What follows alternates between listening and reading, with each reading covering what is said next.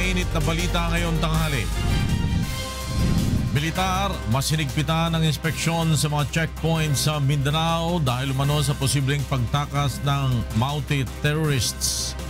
Ulat na mayroong umanong Maute sa Metro Manila, pinabulaanan. Daandang sako ng bigas at iba pang relief goods ipinadala na sa Marawi City para sa mahigit 14,000 pamilyang naapektuhan ng bakbakan ng militar at Maute Group.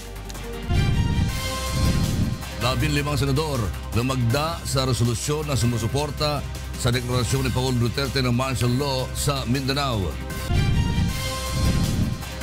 Regulasyon na nagbabawal sa paggamit ng cellphone at katulad ng gadgets. Habang nagmamaneho, sinimulan ng reviewin ng Transportation Department. Eco Waste Coalition muling nagbabala sa publiko sa pagbili ng school supplies na may mataas na lead content. At mahigit 1,000 inmates sa New Bilibid Prison na biktima ng food poisoning. Mahigit 100 bilanggo na nanatili pa rin sa NBP Hospital. Patuloy na nadagdagan ang bilang ng mga residente na lumilikas sa Marawi City dahil sa sagupaan ng tropa ng pamahalaan at Maute Group. Sa tala ng Provincial Management Crisis Committee, aabot na sa 14,699 pamilya o 69,853 residente ang na-displace sa kaguluhan. Basically, all the barangays from the eastern side of the lake, meaning the Agus River, are considered to be 100% under the control of our government forces. So, the other half, they're trying to penetrate. Tiniyak naman ng pamahalaan na patuloy ang pagbibigay ng mga relief pack sa mga evacuee sa gitna na nagpapatuloy na military operation. Kabilang sa mga ipinamigay ay bigas, noodles at mga dilatang sardinas para sa mga pamilya na nasa evacuation center. Takot po. Natakot kami sa barilan, baka madamay kami. Kaya lang, umano kami sir, humingi kami ng tulong sa gobyerno, saka sa pamahalaan, talaga na matulungan lahat ng evacuation. Talaga, awang-awa kami sa sarili namin, damit lang ang dala namin eh. Samantala, tumulong din sa relief operations si Vice President Leni Robredo sa evacuation center sa Cagayan de Oro at Iligan City kahapon. Dinalaw din niya ang mga sundalo at pulis na na-confine sa ospital sa Iligan matapos masugatan sa bakbakan. Tiniyak naman ng pangalawang Pangulo na maglalaan siya ng halos 3 milyong pisong ayuda para sa 5,000 pamilyang apektado ng kaguluhan. Patuloy din ang panawagan ni Vice President Robredo sa iba nating kababayan na tumulong o magbigay donasyon para sa relief operation. Jackie Estacion, UNTV News and Rescue, Iligan City. Pinabulaanan ng Armed Forces of the Philippines o AFP ang ulat na may mga galamay na ng Maute Terrorist Group sa Metro Manila. Makakausap natin sa telepono si Rosalie Coz para sa detalye ng ulat na yan. Rosalie? Yes, good umaga. Walang konkretong impormasyong natatanggap ang Armed Forces of the Philippines na may mga miyembro na ng Maute Terrorist Group na nakapasok sa Kalakhang, Maynila. Itinanggi ni Armed Forces of the Philippines spokesperson Brigadier General Resty Padilla ang ulat na may presensya na ng teroristang grupo sa NCR. Hindi riyan niya totoo ang ulat na may mga natagpo ang improvised explosive device sa isa sa mga mall noong weekend. Ipinahayag din ng AFP na nagdagdag na ng mga tauhan ng security forces sa mga pantalan at paliparan bilang parte ng heightened alert ng pamahalaan at pagpapanatili ng seguridad sa mga public transportation. Samantala, tiniyak din ng AFP na ginagawa ng militar ang lahat ng paraan upang maiwasan ang collateral damage sa Marawi City habang isinasagawa ang operasyon laban sa mga miyembro ng ISIS-influenced local terrorist group. Balik sa inyo sa studio. Salamat Rosalie Coz, nag-uulat mula sa Malacanang. Let me just tell everybody that I have declared martial law for Mindanao. Lumagda sa isang resolusyon ang 15 senador na sumusuporta sa diniklarang martial law sa Mindanao. Inilabas ang Resolution number 388 matapos ang pulong ng mga opisyal ng Armed Forces of the Philippines at ilang miyembro ng cabinet cluster ni Pangulong Duterte sa mga senador kagabi. Kabilang sa mga lumagda sa resolusyon sina Senators Tito Soto, Manny Pacquiao, Mig Zubiri at Senate President Coco Pimentel. Sinabi ng mga senador na katanggap-tanggap at naaayon sa konstitusyon ang pagdedeklara ni Pangulong Duterte ng batas militar sa Mindanao. Nagpahayag ng panghihinayang ang National Democratic Front o NDF sa pagkansela ng pamahalaan sa ikalimang bahagi ng peace talks sa the Netherlands. May report si Joanne Nani. Hindi na matutuloy ang ikalimang round ng peace talks ng pamahalaan ng Pilipinas at Communist Party of the Philippines, New People's Army at National Democratic Front. Ayon kay Presidential Peace Advisor Jesus Duresa, may mga bagay na sadyang hindi na napagkakasunduan sa ngayon. Kabilang na dito ang pahayag ng grupo kontra sa pagdedeklara ng martial law ni Pangulong Rodrigo Duterte at ang kawalan umano ng sinseridad bunsod ng patuloy na opensiba laban sa pamahalaan. We are maintaining the decision made not to participate in the 5th round of talks with the Communist Party of the Philippines and the New People's Army and the National Democratic Front. There are no compelling reasons for us to change that decision that had been arrived at on which we announced it. Panghihinayang naman ang nararamdaman ng NDF panel sa naudlot na peace talks. The two parties would like to come out with an agreement on social and economic reforms as soon as possible. It's for the benefit of our people, but because they have decided not to participate, then we would not be able to push through with the discussions on social and economic reforms. So this setback would definitely be a big one in terms of hastening the forging of an agreement on social and economic reform. Iginigiit din ito na hindi sila ang dapat sisihin sa naudlot na pag-uusap ng dalawang panig. So it's their decision, and if the 5th round of talks will not continue and complete itself, then it's their decision. It's their own responsibility. Nilinaw naman ni Government Chief Negotiator Silvestre Bello III na hindi ito ang katapusan ng usapang pangkapayapaan sa rebelding komunistang grupo. What is clear is that we are withdrawing from the 5th round of talks. We are not terminating the talks. They are still around and they are not going home. Then perhaps we can go into informal discussion. We can have discussions by the committees on social and economic reforms. Joanne Nano, UNTV News and Rescue, Philippines. Sa iba pang balita, papalitan na ng Philippine Marines ang PNP Special Action Force o SAF sa pagbabantay sa New Bilibid Prison. May report si Sherwin Kulubong. Aminado si Justice Secretary Vitaliano Aguirre II na mayroong ilang miyembro ng PNP Special Action Force o SAF na nagbabantay ngayon sa New Bilibid Prison ang kontrolado ng mga sindikato na nasa loob ng NBP. Ito mano ang dahilan kung bakit nakakapag-operate pa rin ang mga drug syndicate kahit nasa loob ng bilangguan. Meeting namin yun sa Moscow na I believe na dapat magpalit ulit tayo. Kasi yung familiarity masyadong hindi talagang nakakatukso, malaking pera eh. Kaugnay nito, inihayag ng kalihim na nag-usap na sila ni PNP Chief Director General Ronald Bato de la Rosa hinggil sa pagpapalit ng mga bantay. Sa halip na SAF, mga tauhan na ng Armed Forces of the Philippines ang gagawing bantay sa NBP. Karoon ng palitan ng SAF, pinalitan ng SAF. Pero ngayon, parang minumove ko na yung SAF naman, pumalit naman from the military na Marines. July 21 noong nakaraang taon ang simulang hawakan ng SAF troopers ang NBP upang lalo pang higpitan ang seguridad sa pambansang piitan. Disyembre rin ng parehong taon pinalitan ng nasa 400 SAF na naunang nagbantay sa NBP. Sherwin Kulubong, UNTV News and Rescue, Muntinlupa City. Susunod. Presyo ng mga produktong petrolyo muli na namang tumaas ngayong araw. Regulasyon na nagbabawal sa paggamit ng cellphone at katulad na gadgets habang nagmamaneho, sinimulan ng reviewin ng Transportation Department. At publiko muling pinag-iingat sa pagbili ng school supplies na may mataas na antas ng lead content.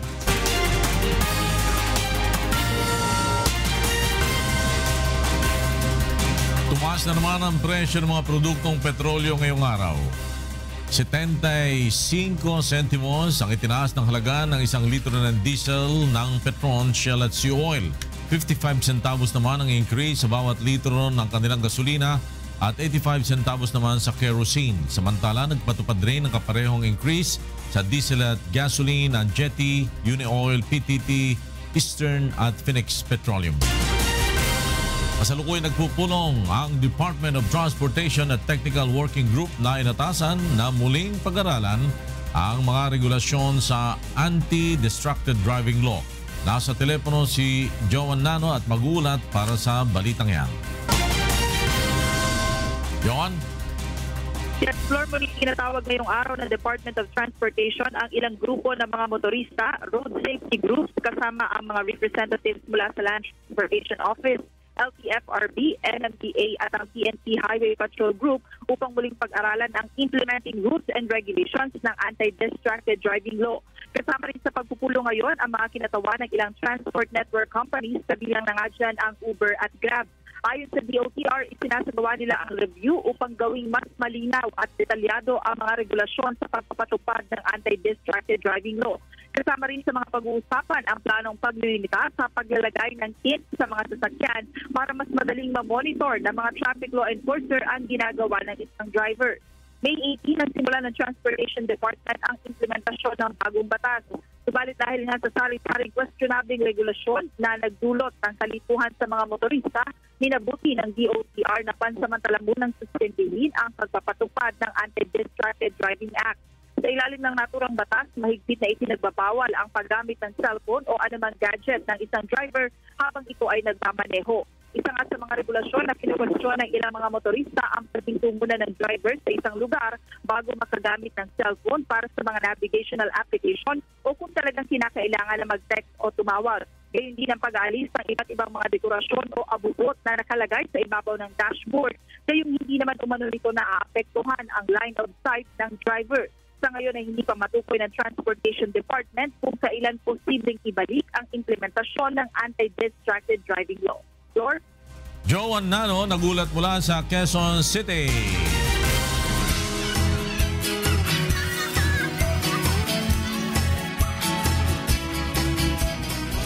Pinag-iingat ng Eco-Waste Coalition ang publiko sa pagbili ng murang school supplies, ngunit may mataas na lead content na nakakasama sa kalusugan. May report si Mon Hokson.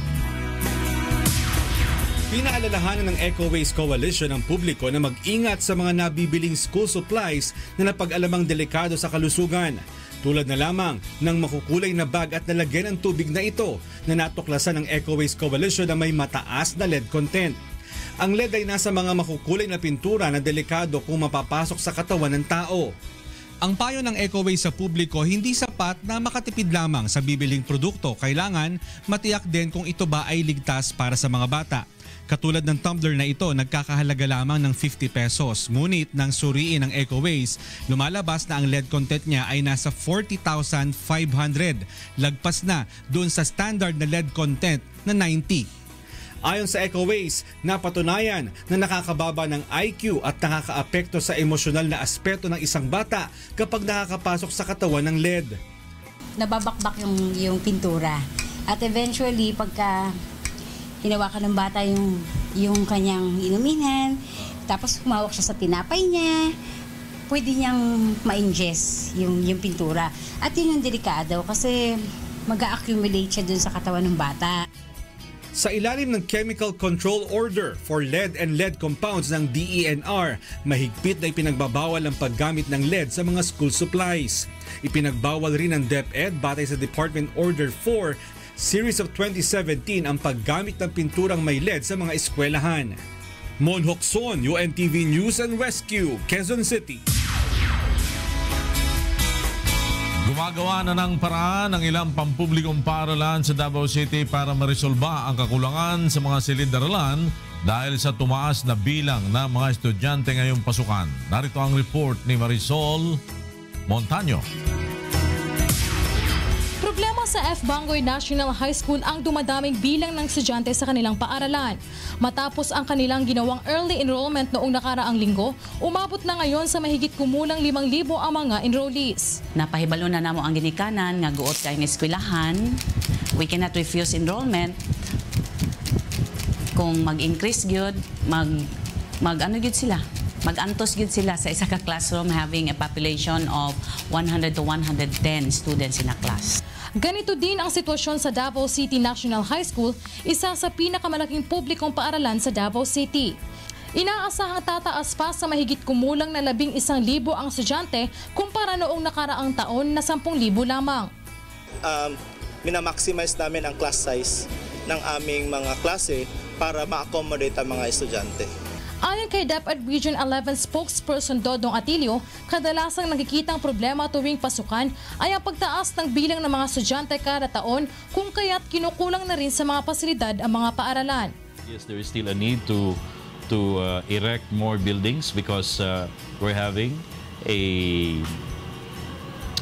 an additional percentage of population every year. Kaya pangamba ng mga eskwelahan ang siksikan sa mga classrooms sa pagbubukas ng klase ngayong June 5. Sa kabila ng problemang ito, solusyon ng mga paaralan ang morning at afternoon session ng klase sa senior high school habang hinihintay pang matapos ang ginagawang gusali. Marisol Montaño, UNTV News and Rescue, Davao City.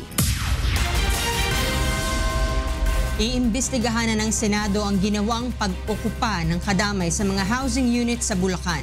Makakausap natin sa telepono si Nel Maribuhok para sa detalye ng ulat na yan. Nel? Kim, tinatalakay ngayon ng Senate Committee on Urban Planning, Housing and Resettlement ang estado ng Ilocos Housing ng National Housing Authority. Ito ay may kaugnayan na rin sa nangyaring pag-okupa ng mga miyembro ng Kalipunan ng Damayang Mahihirap o Kadamay sa mga bakanteng housing units sa San Juan del Monte at Pandi, Bulacan noong March 2017. Batay sa resolusyon na naihain, umaabot sa kabuuang 60,000 units mula sa iba pang housing at resettlement projects ng NHA ang nanatiling hindi okupado at umano'y mga nasisira na. Sa pagdinig, iniulat ng presidente ng Pandi Village Homeowners ang pagiging substandard ng mga pabahay ng pamahalaan. Mula po doon po sa bubong, ang bubong po ng mga units, karamihan, lalo po ngayon nararamdaman po namin ito dahil umuulan na po sa aming lugar. Hanggang ngayon po ay may mga tulo pa rin. Saka po may mga flashing po, patungkol po doon sa may pader. Yung flashing po niyan, ang ulan po ay tumatagos papasok ng bahay. Ayun po, kasi po parang hindi po ata yung siksik ang simento sa mga hollow blocks para pong ampaw. Dumating din dito sa Congressional Joint Hearing sina NHA General Manager Marcelino Escalada at ilang kadamay members. Patuloy ang pagtatanong ng mga mambabatas sa mga opisyal ng EFP maging dito sa NHA. Yan po ang ating update. Kim? Salamat Nel Maribuhok, nag-uulat mula sa Pasay City. Nanindigan ng National Grid Corporation of the Philippines na kukunin na sa Social Security System o SSS ang lupaing inuupahan nito sa Pasay City para pagtayuan ng substation. May report si Mon Hocson. Pinag-aagawan pa rin ngayon ng SSS at NGCP ang 7 ektaryang lupa sa tabi ng GSIS building sa Pasay City. Nakiusap ang SSS sa NGCP na huwag kunin sa kanila ang lupa matapos itong matalo sa expropriation case noong 2015. Subalit nanindigan ng NGCP na hindi nila ibibigay ang lupa sa SSS. Matagal ng plano ng National Grid Corporation na magtayo ng isang substation sa 7 ektaryang lupa sa tabi ng GSIS building sa Pasay. Ang substation ay malaking tulong para masuplayan ng kuryente ang Manila, Makati at Pasay area. Yung itatayo naming substation, hindi naman ho yan para tayuan ng establishmento na pang-pribado ang gamit, no? Hindi ho gamit pang-pribado yan. Ito ho ay tatayuan namin ng isang substation na magsisilbi sa Kalakhang, Maynila. Yan ho talaga yung purpose niya, wala hong iba. Ayon sa SSS, 10 bilyong piso ang maaring malugi sa kanila kung hindi maibibigay ang lupa na pagmamay-ari umano ng mga Pilipino. Kaunting malasakit lang po. Huwag po sana nating kunin ang lupa ng mahihirap na Pilipino. Umapila na ang SSS sa Korte Suprema at hiniling na maglabas ng temporary restraining order kaugnay sa pinagtatalo ng lupa. Mon Hokson, UNTV News and Rescue, Quezon City. Nagtungo kahapon si DOJ Secretary Vitaliano Aguirre sa New Bilibid Prison upang alamin ang kalagayan ng mga presong biktima ng food poisoning. May report si Sherwin Kulubong. Personal na nagtungo si DOJ Secretary Vitaliano Aguirre II kahapon sa New Bilibid Prison upang tignan ang sitwasyon ng mga inmates na biktima ng food poisoning. Ayon kay Secretary Aguirre, umabot na sa mahigit 1,000 mga bilanggo ang nakaranas ng pananakit ng tiyan at diarrhea.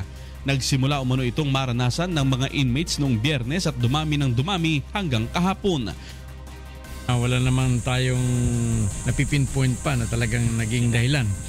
Basta yan ay nung May 28, parang doon daw nagmula yung maraming sakit, yung parang doon sa bangus na inihain. Nagtungo na rin ang mga taga-Department of Health kahapon sa NBP upang suriin ang bangus na pinagmulan umano ng pananakit ng tiyan ng mga bilanggo na karamihan ay galing sa maximum security compound. Bukod sa bangus, sinuri na rin ang tubig sa loob ng NBP na posibleng pagmulan din umano ng sakit na diarrhea. Sa ngayon, hinihintay pa ni Aguirre ang resulta ng pagsusuri na isinagawa ng mga taga-DOH. Tinitingnan natin kung ano naging dahilan nitong parang diarrheal cases na ito. So hopefully magkaroon kagad ng resulta itong tests na ginawa ng DOH para malaman natin kung anong naging dahilan itong mga pagkakasakit na ito. Samantala, nananatili pa rin sa NBP Hospital ang mahigit 150 mga inmates na patuloy na inoobserbahan. Isa naman ang naitalang kritikal dahil sa food poisoning. Sinabi rin ni Secretary Aguirre na nagpadala siya ng mga saging at inumin para maibsan kahit papaano ang diarrhea ng mga apektadong inmates. Sherwin Kulubong, UNTV News and Rescue, Muntinlupa City. Sa pagbebenta ng ipinagbabawal na gamot sa buy-bust operation sa magkahiwalay na lugar sa lungsod kagabi. Ayon sa otoridad, nasa watchlist ng MPD Station 9 ang mga ito at matagal nang minamanmanan. Base sa initial investigation namin, umaabot sila sa Santa Mesa area. Santa Mesa area, Taguig, then dito sa area namin, including sa Ermita, umaabot sila. Nasabat sa mga suspect ang kabuuang 75 sachet ng hinihinalang shabu na may street value na higit kumulang 120,000 pesos. Na-recover din ang isang kalibre 45 baril, marked money at drug paraphernalia na ginagamit umano sa pagbebenta ng mga illegal na droga. Itinanggi naman ng mga suspect ang mga paratang bagaman inamin ng mga ito na gumagamit sila ng shabu. Kasalukuyan nakadetine ang mga suspect sa Manila Police District Station 9 kung saan patuloy na sinisiyasat ang kanilang maaaring iba pang illegal na aktibidad. Asher Cadapan Jr., UNTV News and Rescue, Maynila. At ngayon naman, alamin natin ang mga balita mula sa iba't ibang panig ng Pilipinas. Ihatid ang ating kasangbahay na si Frima Salonga Gloria. Maya paugto, Frima. Nakala salamat lakay at maya paugto ka rin kay katamong kasambahay. Ining kay katamong balita, iba't king miyayaliwang lugar king kay katamong bansa. Payuhan nening Mines and Geosciences Bureau king Cordillera Region ding small-scale miner asa masanda pa ing pamaningat king gagawan ng mining operation kalub na ning kauran. Ining balita ng Bradley Robuza. May sa ito Cordillera Region sa Aday pinangatong nga insidente iti landslide ken erosion no Palawan iti panagtutudo. Ang ating slope dito, ang ating terrain dito sa region is very mountainous. So malaki yung vulnerability. Iso itang mas asidag iti panawan iti panagtutudo, nagpalagip manan iti Mines and Geosciences Bureau Cordillera para kadagiti nasurok sa 10,000 nga small-scale miners iti rehiyon. Pamatigmaan iti MGB dagiti minero nga dobyenda iti panag-alwad da, sadyay trabaho da ken kinanayon na amon, noan niya iti damag iti panawan sakbay agaramid ti operasyon. Sigon pa iti ahensya, talyaagom nga small-scale miners iti mga pilpilit na tao sumrak iti minaan, uri madmadi iti panawan. Kahit alam na nilang malakas yung ulan at delikado, medyo may mga pasaway at pumapasok pa rin. Kaya yun, nagkakaroon tayo ng mga hindi inaasahang mga aksidenteng at hindi magandang pangyayari. Gapo iti daytoy, naaramat iti Mine Occupational Safety Training Seminar iti MGB CAR para kadagiti minero, mine owner, ken stakeholders manipod iti naduma-duma probinsya iti Cordillera. Kabayatan na, nailipasan dito na iprepara a geohazard maps dito yung rehiyon tapno maamuan dagiti delikado a paset. Mausar pa dito iti local government units tapno makaited iti pamalaag para kadagiti residente. Bradley Robuza, UNTV, Damdamag ken Pannangalaw, Baguio City. Misipit na panggawan ding otoridading pamagbante kareng dagat tampong coastal areas king Cebu a posibleng dalanan ng teroristang grupo. Ining report ng Gladys Tawabi.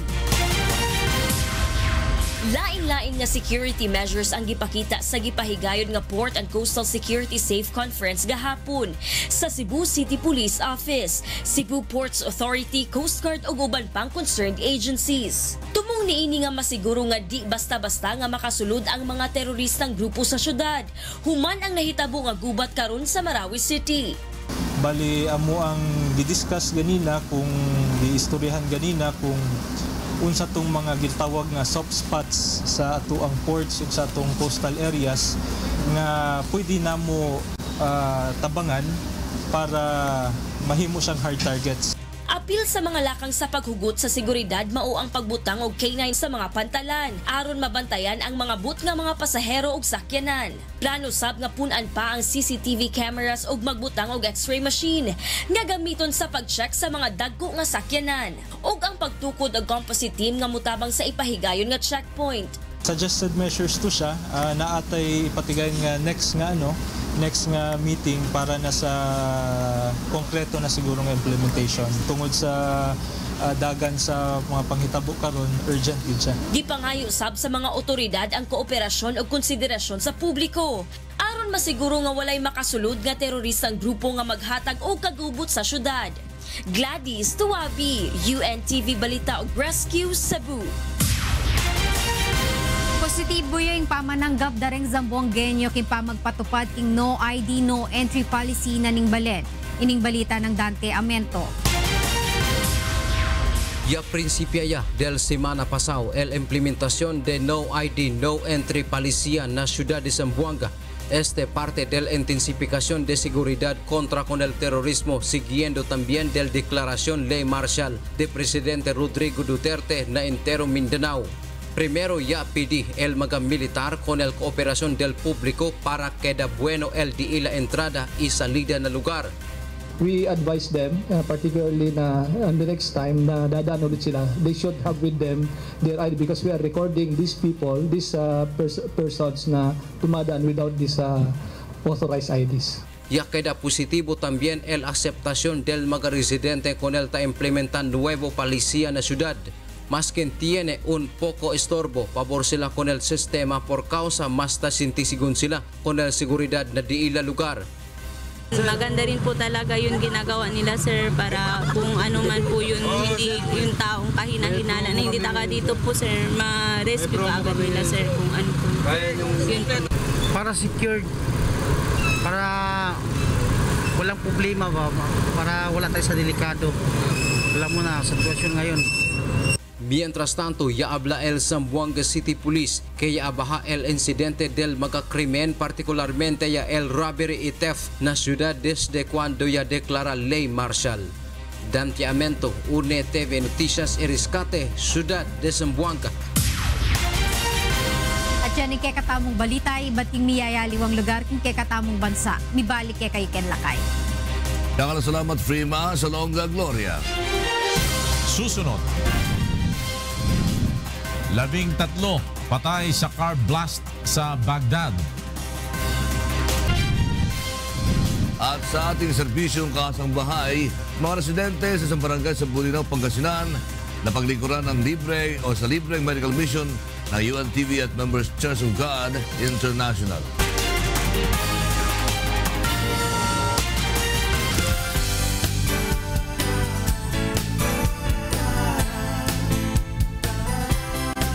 Mahigit 1,000 mga kababayan natin sa Pangasinan ang nabigyan ng tulong medikal at iba pang libreng serbisyo mula sa UNTV at Members Church of God International. Narito ang ulat ni Acer Cadapan Jr. Dumagsa ang mga residente ng Barangay Arnedo sa Bulinaw, Pangasinan sa covered court ng Arnedo Elementary School upang libreng maipakonsulta ang kanilang mga problema sa kalusugan. Kabilang narito si Mang Edwin na mag-iisang buwan nang pinoproblema ang ubo, gayon din ang pananakit ng kanyang likod at mga binti tuwing gabi. Nagkaroon siya ng pag-asa na makapagpagamot nang malaman na may isasagawang libreng medical mission sa kanilang lugar. Malaking pasalamat po at nagbigyan nyo kami ng mga gamot namin na kung baga sa amin hindi kami nakakaluwas ng bayan para magpa-check up. Si Ma'am Josephine de la Cruz na isang teacher sa Arnedo Elementary School, sinimantala ang pagkakataon at nagpa-check ng kanyang nanlalabong paningin. Ako'y nagpapasalamat, lalong lilinaw na yung mata ko sa pagbabasa at saka maraming nabigyan ng tulong. Sana, yung suggestion nga namin, sana maulit muli. Umabot sa mahigit 1,100 ang napaglingkuran sa libreng medical at optical consultation, dental extraction at laboratory services. Mayroon ding mga nakapagpagupit ng libre at may mga kabataan na sinamantala ang bakasyon upang makapagpatuli. Hindi naman po lingid sa atin na marami po akong mga constituents dito na titiisin na lang po ang naiindang sakit para lang po yung ibibigay, yung pong ibabayad nila sana sa serbisyong medical, dental o optical ay bibili na lang nila ng pagkain nila dahil po sa hirap ng buhay. Kaya maraming salamat po kuya, brother, maraming salamat po sa inyo. Napakalaking tulong po ito. Sa Diyos po ang baburi. Kasama ang Pangasinan News Team, Asher Cadapan Jr. para sa serbisyong kasangbahay. At yan ang mga balitang aming tinutukan at inaksyonan. Dahil sa aming pagbabalita, una ang pagkalinga sa kapwa. UNTVC News, may balita sa anumang panig ng daigdig. Magandang tanghali, God bless.